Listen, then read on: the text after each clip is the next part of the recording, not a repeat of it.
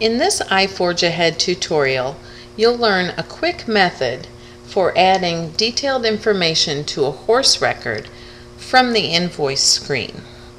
This is a handy technique because when you're creating an invoice for work that you've just completed, that's when everything is fresh in your mind of what's going on with each specific horse.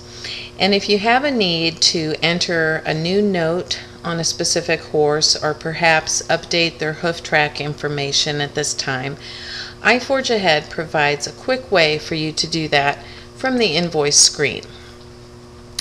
In this tutorial, I'll be working on the mobile side of iForgeAhead, but the techniques are basically the same on the full screen side as well. We're starting here on the invoice details screen in the mobile side, and I've just added a single charge for one horse as I'm starting to build this invoice. Now if I have additional information that I want to capture on this horse, you'll notice that the horse name is a link with an underline, and you can click on that and you'll be taken directly to the detailed record for that horse. You can change any information in this screen as well as other screens related to this horse. And when you're finished, you can click this link which says Back to Invoice, which will take you directly back to the invoice you were previously working on, and you can continue to complete the invoice. Now, a couple things before we go back there that I'd like to point out. On the main horse screen, we have the last visit date, and I want to point out that you do not need to update this information manually.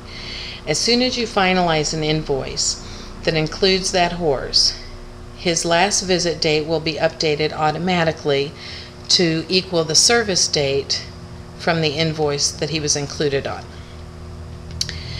So again, you can change any information in this screen using the edit symbol here, or if you need to go to Notes and Pictures, you can click this link and it will take you to that screen for this horse, or hoof track information.